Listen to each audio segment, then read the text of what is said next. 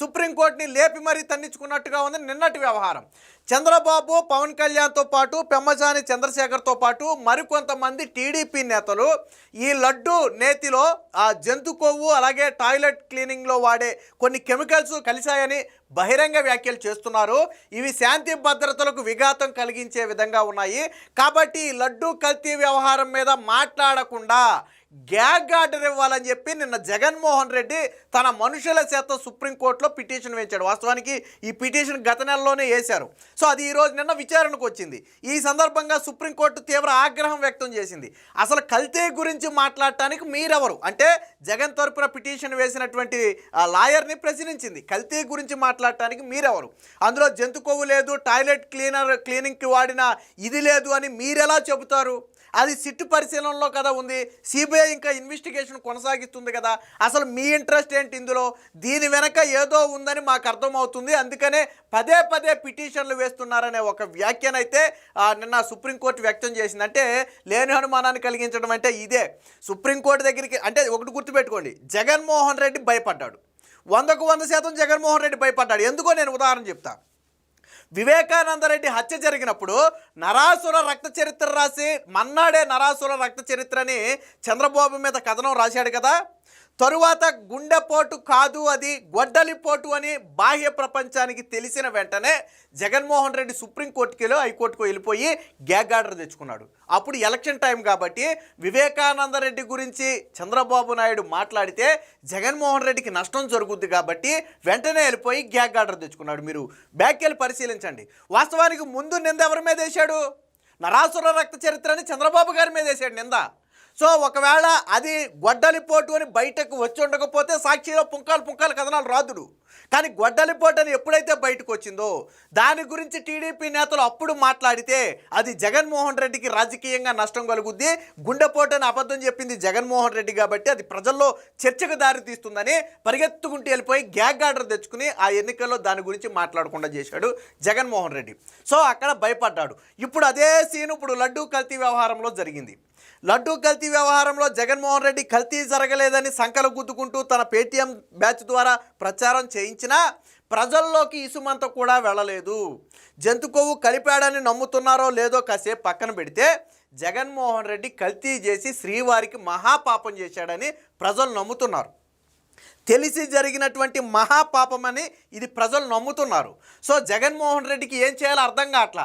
ఇదే సమయంలో ఇతర నేతలు ఈ ప్రతి సందర్భంలోనూ జగన్మోహన్ రెడ్డి చేసిన ఈ మహాపాపాన్ని వేదికల సాక్షిగా ప్రశ్నిస్తుంటే అది ప్రజల్లోకి ఇంకా బలంగా చొచ్చుకుంటూ వెళ్తుంటే జగన్మోహన్ రెడ్డిలో భయం మొదలైంది. ఇప్పటికే నన్ను ప్రజలు నమ్మట్లేదు, ముఖ్యంగా హిందువులు అసలు నమ్మట్లేదు. ఇప్పుడు వీళ్ళు పదే పదే దీని గురించి మాట్లాడితే అది రాజకీయంగా నాకు చాలా ఇబ్బందిగా మారుతుందని భయపడి తన మనిషి చేత పిటిషన్ వేయించి గ్యాగ్ ఆర్డర్ ఇమ్మని అడిగాడు. గ్యాగ్ ఆర్డర్ అంటే ఏంటంటే ఒక అంశం మీద మాట్లాడొద్దని కోర్టు నుంచి ఆదేశాలు తెచ్చుకోవటం. సాధారణంగా ఎలాంటివి ఏంటంటే ఎప్పుడైనా వాళ్ళ క్రెడిబిలిటీని దెబ్బతీసే సమయంలోనో లేదా అది వాళ్ళ రెప్యుటేషన్ దెబ్బతీస్తుంది, వాళ్ళ సమాజంలో వాళ్ళకు ఉన్నటువంటి పరువు ప్రతిష్టలను దెబ్బతీస్తుంది అనుకున్న సందర్భాల్లో చాలామంది అడుగుతున్నటువంటి ఇదే. సాధారణంగా ఫిలిం ఇండస్ట్రీకి చెందిన వాళ్ళు కూడా చాలామంది వెళ్తుంటారు. సో ఏదో ఒక సెన్సిటివ్ అంశాన్ని పట్టుకుని ట్రోల్ చేస్తుంటే సోషల్ మీడియాలో వాళ్ళు మాట్లాడొద్దని చెప్పి ఆర్డర్లు అయితే తెచ్చుకుంటారు. సో అలాగే జగన్మోహన్ రెడ్డి వివేకానంద రెడ్డిది ఆ రోజు ఏ రోజు అలా అయితే గ్యాగ్ ఆర్డర్ తెచ్చుకున్నాడో ఇప్పుడు అలాగే గ్యాగ్ ఆర్డర్ తెచ్చుకోవాలని ప్రయత్నం చేస్తే సుప్రీంకోర్టు తిరస్కరించింది. తిరస్కరించడమే కాదు, దీని వెనకేదో జరుగుతుందని మాకు అర్థమవుతుంది, దాన్ని మేము అర్థం చేసుకోగలమని చెప్పి ఒక బహిరంగ వ్యాఖ్యను కూడా చేసింది. పైగా అసలు లడ్డూ కల్తీలో అది కలిసింది ఇది కలవలేదని మాట్లాడటానికి మీరెవరు? మీరెప్పుడు నిపుణులయ్యారు? మీరు నిపుణులా? కాదు కదా. ఆ అంశం గురించి మీకెందుకు? మేము ఆల్రెడీ ఇది సిబిఐకి ఇచ్చాము, దాని ఇన్వెస్టిగేషన్ సాగుతుందని చెప్పి 2 నిమిషాల్లో జగన్మోహన్ రెడ్డి వేసిన పిటిషన్ను సుప్రీంకోర్టు కొట్టేసింది. అంటే జగన్మోహన్ రెడ్డి గ్యాగ్ ఆర్డర్ తెచ్చుకుని ఈ లడ్డూ కల్తీ వ్యవహారం మాట్లాడకూడదని చేశాడు. మొన్న ప్రెస్ మీట్ పెట్టి కూడా జగన్మోహన్ రెడ్డి ఏం మాట్లాడాడు? చంద్రబాబు నాయుడు జంతు కొవ్వు కలిసిందని చెప్పి చంద్రబాబు నాయుడు చెప్పలా. ఎన్డీడీబీ రిపోర్ట్ చెప్పింది. ఈ రోజుకి వాళ్ళు కట్టుబడి ఉన్నారు. ఎన్డీడీబీ రిపోర్ట్లో ఏదైతే జంతు కొవ్వు పంది కొవ్వు కలిసిందని ఆనవాళ్ళు ఉన్నాయని రిపోర్ట్లో వచ్చిందో ఆ రిపోర్ట్కి ఈరోజు కట్టుబడి ఉన్నారు. ఈ రోజుకి వాళ్ళు మాట్లాడేది ఆ రిపోర్ట్ గురించే మాట్లాడుతున్నారు.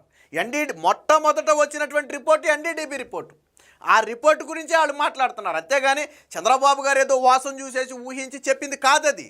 ఒక రిపోర్ట్ వచ్చిన తర్వాత బాధ్యతాయుతమైనటువంటి ముఖ్యమంత్రి పదవిలో ఉండి ఆ దేవదేవుడికి జరిగిన మహాపాపాన్ని దాయకూడదనే ఉద్దేశంతో చంద్రబాబు గారు చెప్పారు. నేను అందరినీ సంప్రదించిన తరువాత ఎటువంటి పరిణామాలు వస్తాయో ఊహించే దీన్ని నేను బయట పెట్టానని చెప్పి ఆయన చెప్పాడు. జగన్మోహన్ రెడ్డి ఏం చేశాడు, 2022-23లోనే నెయ్యి కల్తీ జరిగిందని తెలిస్తే ఏం చేశారు, అన్ని తొక్కుపట్టి అదే నెత్తిని సరఫరా చేశారు. అంటే చంద్రబాబు నాయుడు అలా చేయాలా?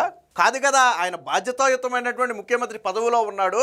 వెంకటేశ్వర స్వామి అలా ఇలవేల్పు అని చెప్పి అనేక సందర్భాల్లో చెప్పారు. ఈ రోజుకి నారా దేవాంశ్ పుట్టినరోజు అయితే స్వయంగా కుటుంబ సమేతంగా ఆ దేవాలయానికి వెళ్ళి ఆ రోజు జరిగే ఆ అన్న సమారాధనకు మొత్తం ఖర్చుని వాళ్ళే భరిస్తారు. సాధారణంగా నెలకు ఒకసారి ఏదో ఒక సందర్భంలో కుటుంబ సమేతంగా వెళుతూనే ఉంటారు. సో అది వాళ్ళ ఇంటి ఇలవేల్పు. అలాంటి వెంకటేశ్వర స్వామికి అపచారం అలా ఒక్కడికే కాదు, కోట్లాది మంది కుటుంబాలకు ఇలవేల్పుగా ఉన్నాడు వెంకటేశ్వర స్వామి. అలాంటి వెంకటేశ్వర స్వామికి మహాపాపం చేస్తే మాట్లాడుకుంటూ ఉంటారా? మాట్లాడతారు ఖచ్చితంగా. సో దీనికి సంబంధించి నిన్న లేపి తన్నించుకుంది ఎలాగొందో ఒకసారి చూడండి. జగన్మోహన్ రెడ్డి కల్తీ నెయ్యిపై మరో పిటిషన్ కొట్టివేత, జంతు కొవ్వు లేదు రసాయనాలు వాడారన్న పిటిషనర్. ఆ వాదనలపై సుప్రీంకోర్టు ఆగ్రహం. ఇక్కడ ఒక విషయాన్ని ఒప్పుకున్నారు, ఏంటంటే జంతు కొవ్వు లేదు కానీ రసాయనాలతో నేతిని తయారు చేశామని స్వయంగా లాయర్ అన్న ఒప్పుకున్నాడు. జగన్మోహన్ రెడ్డి తరపున వాదించడానికి వెళ్ళిన లాయర్ ఒప్పుకున్నాడు, సంతోషం. జంతు కొవ్వు అయితే లేదు కానీ రసాయనాలు కలిపారని ఆయనే ఒప్పుకున్నాడు. ఆ వాదనలపై సుప్రీంకోర్టు ఆగ్రహం. మీరంతా ఎందుకు దీనిపై నిపుణులయ్యారు, ఇవన్నీ చెప్పాలని మీకు ఎవరైనా చెబుతున్నారా అని నిలదీసినటువంటి సుప్రీంకోర్టు. సుప్రీంకోర్టు ఏమంత ఆషామాషి కాదు. ఒక వ్యక్తి వచ్చి ఒక పిటిషన్ వేశాడు అంటే దాని వెనక ఉన్న ఇంటెన్షన్ ఏంటనేది ఆటోమేటిక్గా వాళ్ళు గెస్ చేయగలరు.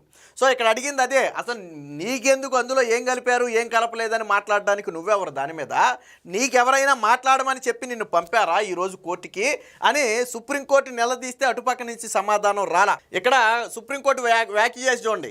ఇప్పటికే ఈ కేసు దర్యాప్తును సిబిఐకి అప్పగించినందున ఏదైనా ఉంటే ఆ సంస్థకు చెప్పుకోవాలని స్పష్టం చేసింది. తాజా పిటిషనర్ అనుమానితులపై సిబిఐ నమోదు చేసిన క్రిమినల్ కేసులోని డిఫెన్స్ వాదనలను సమర్థించేలా ఉంది తప్ప మరొకటి కాదని పేర్కొంది. దీని వెనక ఏదో ఉందని దాన్ని అర్థం చేసుకోగలమని వ్యాఖ్యానించింది. సిట్టు లేఖ ఆధారంగా కల్తీ నెయ్యి వ్యవహారానికి కారకులైన వారిపై పరిపాలనా పరంగా చర్యలు తీసుకోవడానికి రాష్ట్ర ప్రభుత్వం నియమించిన గతంలో ఏకసభ్య కమిషన్ను సవాల్ చేస్తూ మాజీ ఎంపీ సుబ్రహ్మణ్య స్వామి వేసిన రిట్ పిటిషన్ కొట్టివేసి 20 రోజులు కాకముందే మరొక పిటిషన్ కొట్టివేయటం అనేది జగన్మోహన్ రెడ్డికి అతిపెద్ద ఎదురు దెబ్బ. ఇక్కడ కోర్టు చేసిన వ్యాఖ్యను మనం కరెక్ట్గా గుర్తుపెట్టుకోవాలి. ఇక్కడ చూడండి, దీని వెనక ఏదో ఉందని దాన్ని మేము అర్థం చేసుకోగలమని వ్యాఖ్యానించింది. అంటే మీరు భయపడుతున్నారు, అంటే వాస్తవాలు బయటపడతాయని మీరు భయపడి ఈ విధంగా పిటిషన్లు వేస్తున్నారు, అది మేము అర్థం చేసుకోగలమని చెప్పి సుప్రీంకోర్టు ఇండైరెక్ట్గా చెప్పింది. ఇక్కడ చూడండి, ఇక్కడ వాళ్ళు మాట్లాడుతూ సిట్టు అయితే సిట్ ఇందులో జంతు కొవ్వు లేదు బాత్రూమ్ రసాయనాలు వాడారని పేర్కొన్నారు. సిబిఐ జస్టిస్ సూర్యకాంత్ స్పందిస్తూ ఇవన్నీ మిమ్మల్ని ఎవరు అడిగారు, మీరంతా దీనిపై ఎందుకు నిపుణులయ్యారు, ఇవన్నీ చెప్పాలని మీకెవరు చెబుతున్నారు, జంతు కొవ్వు లేదు బాత్రూమ్ రసాయనాలు లేవు అని మీరు కేవలం మీ వాదనను సమర్థించుకోవడానికే ఈ పిటిషన్ వేశారని అర్థమవుతుందని చెప్పి ఆగ్రహం వ్యక్తం చేసిందంటే మీరు ప్రజలకు ఇందులో జంతు కొవ్వు లేదు బాత్రూమ్ రసాయనాలు లేవు అని సుప్రీంకోర్టు చేత చెప్పించే ప్రయత్నంలో భాగంగా మీరు వేసిన పిటిషన్ ఇది అని సుప్రీంకోర్టు ఆగ్రహం వ్యక్తం చేసింది. ఇవన్నీ మీరు ఎలా చెప్తారు, మీరు నిపుణులు కాదు కదా, విచారణ ఇంకా సాగుతుంది కదా, అది సుప్రీంకోర్టు నేను అడిగినటువంటి ప్రశ్న. అంటే సుప్రీంకోర్టుకు కూడా విషయం అర్థమైంది. ఈ పిటిషన్ గాను సుప్రీంకోర్టు యాక్సెప్ట్ చేసి ఎవరో మాట్లాడొద్దంటే జగన్మోహన్ రెడ్డి గెలిచాడు, న్యాయం గెలిచింది, జంతు కొవ్వు బాత్రూమ్ రసాయనాలు లేవని సుప్రీంకోర్టు కూడా తేల్చేసిందని సాక్షిలో పుంకాలుగా రాసేసుకుందరు. ఒకవేళ నిజంగా దీన్ని సుప్రీంకోర్టు యాక్సెప్ట్ చేస్తుంటే సాక్షిలో మెయిన్ హెడ్డింగ్ ఇదే వచ్చేది. కానీ కొట్టేశారన్న పిటిషన్ మాత్రం ఎక్కడ రాయరు సాక్షిలో. సో ఇది దీని సంబంధించిన మరొక వార్త కూడా వచ్చింది, చూద్దాం. కల్తీ నెయ్యిపై మాట్లాడొద్దని ఆదేశించలేం, లడ్డూపై తేల్చి చెప్పిన సుప్రీంకోర్టు. చంద్రబాబు, పవన్ను, పెమ్మసానితో పాటు మరికొంతమందిని ఇన్క్లూడ్ చేస్తూ వేసినటువంటి పిటిషన్ అయితే కొట్టివేశారు. సో ఇక్కడ కూడా సుప్రీంకోర్టు ఏం చెప్పిందో చూడండి ఒకసారి. తొలుత పిటిషనర్ తరపు న్యాయవాది వాదనలు వినిపిస్తూ తిరుమల లడ్డూ తయారీలో వినియోగించిన నెయ్యిలో కల్తీ జరిగిందని, జంతు కొవ్వు వినియోగించారనే ఆరోపణలు తొలుత వచ్చాయని, కానీ సిట్ నివేదికలో జంతు కొవ్వు ఆనవాళ్లు లేవని, కేవలం రసాయనాలు మాత్రమే వినియోగించారని తేలిందని ధర్మాసనం దృష్టికి తీసుకెళ్లారు.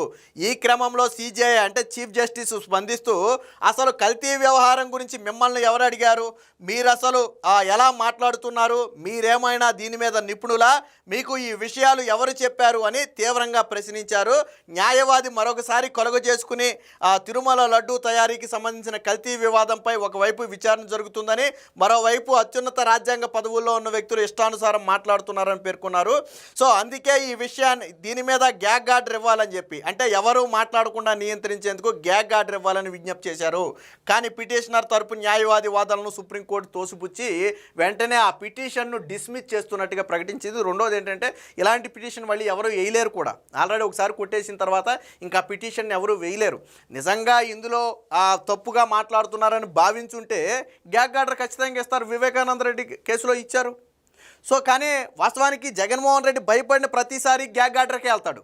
జగన్మోహన్ రెడ్డి భయపడిన ప్రతిసారి కూడా గ్యాగ్ ఆర్డర్కి వెళ్తాడు. వివేకానంద రెడ్డి హత్య కేసులో ఫస్ట్ నరాసుర రక్త చరిత్రను ఆయన మీద నింద మోపి, కాదు అది గొడ్డల పోటీ అని తెలియగానే వెళ్ళి గ్యాగ్ ఆర్డర్ తెచ్చుకున్నాడు, ఎవడో మాట్లాడకూడదు. ఇక్కడ కూడా అంతే. మొదట వీళ్ళు ప్రయత్నం చేశారు, అబ్బాయి లడ్డూలో ఏం కలవలేదు అని విశ్వ ప్రయత్నం చేశారు.